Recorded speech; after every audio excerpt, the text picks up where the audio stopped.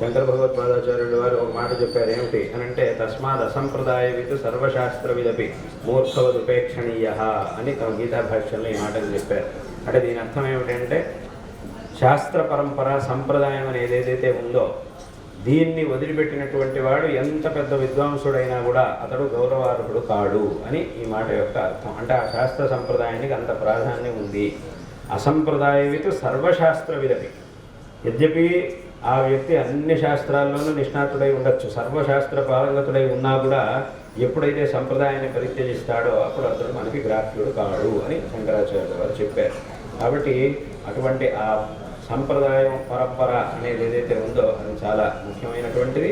కాబట్టి ఆ పద్ధతిలో ఇక్కడ విశేషంగా ఈ ధార్మికమైనటువంటి కార్యక్రమాలు ఇవన్నీ కూడా నిరంతరం జరుగుగాక, అందరూ కూడా దీంట్లో పాల్గొని తద్వారా ఆ శారదా చంద్రమౌళీశ్వరుల యొక్క మరియు మా గురువరేణ్యుల యొక్క పరిపూర్ణమైనటువంటి కృపకి పాత్రలు అందురుగాక అని ఈ సందర్భంలో మా యొక్క ఆశీర్వాదాలు తెలియజేస్తూ ఉన్నాం.